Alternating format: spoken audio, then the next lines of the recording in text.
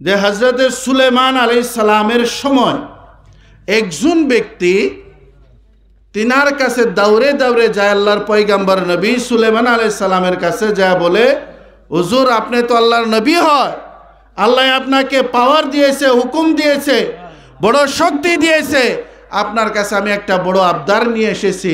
বলে কি আবদার বলো? নবীদের কাছে যেই যে আবদার নিয়ে যায় তিনাদের আবদার আল্লাহ কবুল করে আর পুরা হয়। বলেন সুবহানাল্লাহ। কথাটা গুরুত্ব দিয়ে বুঝবেন। সুলাইমান আলাইহিস সালামে বলে আপনি কি কথা নিয়ে এসেছেন বলেন বলেন। সেই ব্যক্তি বলে হুজুর ওই যে দেখেন না আমার পিছনে আজরাইল লেগে গেছে। কে লেগে গেছে? আজরাইল লেগে গেছে। আজরাইল আমারে ঘুরে ঘুরে দেখতাছে। আজরাইলের বড় বড় ভয়ানক চোখ দেখে আমার বড় ভয় লাগতাছে। আমি এখনই মরতে চাই না, মরতে চাই না। আপনি আজরাইলকে বলেন না আজরাইল যাতে চলে যায় আর আমার যাতে মওত হয় না। অল্প বুঝবেন মুমিন মুসলমান। সুলাইমান আলাইহিস সালাম আজরাইলকে বলে ওরে ভাই আজরাইল, তুমি কেন এই মানুষকে ঘুরে ঘুরে দেখতাছো? এই ব্যক্তিকে তুমি কেন চায়ে চায়ে দেখতাছো? আজরাইল জবাব দিয়ে বলে আল্লাহর হুকুম হয়েছে এই মানুষের মওত হইতে হয়, এই মানুষ এই দুনিয়া থেকে চলে আসতে হয়, দুনিয়া ছেড়তে হয়, ইয়ানি ইনার মৃত্যু হয়ে যাবে। এই মৃত্যুটা হবে ওনার যে মওত হবে, ওই মওতটা যে জায়গার ভিতরে হবে এই জায়গাটার নাম হইল ভারতবর্ষ, হিন্দুস্তান। বলেন সুবহানাল্লাহ। কোন দেশে? হিন্দুস্তানের ভিতরে এই ব্যক্তির মওত হয়।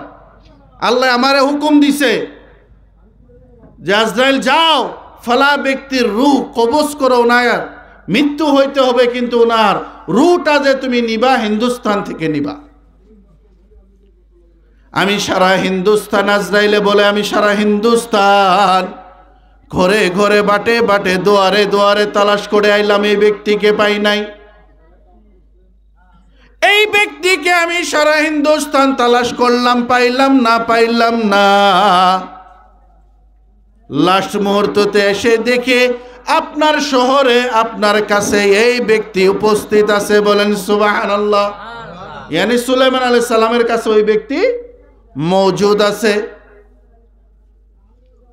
সুলাইমান আলাইহিস সালামকে বলে এই ব্যক্তির হুকুম হয়েছিল হিন্দুস্তান থেকে নিয়ে, কিন্তু নিতে পারলাম না। এই ব্যক্তি আপনার কাছে চলে এসেছে, আপনার কাছে তো এই ব্যক্তির রূহকে আমি কবজ করতে লাগে। এই সময় সেই ব্যক্তি যে ব্যক্তির মওত হইতে হয় ওই বান্দাটা সুলাইমান আলাইহিস সালামের কাছে একটা দোয়ার আরজি জানাইছিল। আমি যে বলছিলাম নবীদের কাছে দোয়া করলে কবুল হয়। সেই ব্যক্তি বলেছে আজরাইলকে আমি বড় ভয় করতাছি, আমি এখনই মরতে চাই না, আমি আমার বাড়ি সাজাইছি, আমার ছেলে মেয়ে রয়েছে, আমার বাড়ি বড় সুন্দর গাড়ি ঘোড়া আছে, আমি এখনই মরতে চাই না, মরতে চাই না। ও আল্লাহর পয়গম্বর সুলাইমান আলাইহিস সালাম, আপনার কথা তো বাতাসেও মানে, হাওয়াও মানে। আপনাকে হাওয়াকে আপনি একবার বাতাসকে হুকুম দিয়ে বলেন না বাতাসে যাতে আমাকে উড়াইয়া নিয়ে হিন্দুস্তানে থুইয়া আসে। বলেন সুবহানাল্লাহ। সুবহানাল্লাহ। কথা বুঝবেন। তিনি নিজের মওত নিজে টানতাছে। যখন মওত আসবে যে কোনো হালে আসবে। ওই ব্যক্তি বলল হিন্দুস্তানে যাতে আমাকে বাতাসে থুয়ে আসে, আপনি বাতাসকে হুকুম দেন। এরকম নবী ছিলেন সুলাইমান আলাইহিস সালাম, যার কথা বাতাসেও মানত, হাওয়াও, পানির মাছ পর্যন্ত মানত, সমুদ্র মানত, সারা পৃথিবীর জীবজন্তু যেত ছিল সুলাইমান আলাইহিস সালামের কথা মানত। বলেন সুবহানাল্লাহ।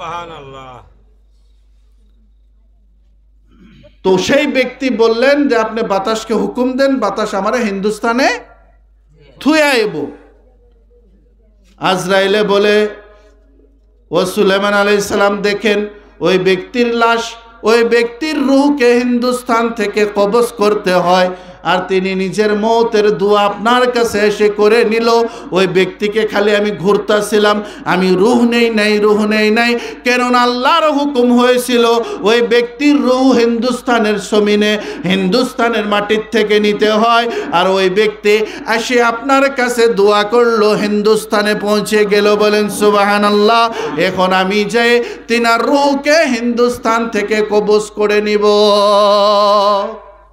তো মুমিন মুসলমান, মওত যখন আবো, আপনি যেখানেই থাকেন আয়ে যাব। তো ওই মওত আসার আগে আপনার আমার একটু হুঁশিয়ার হইতে হয়, একটু সাবধান।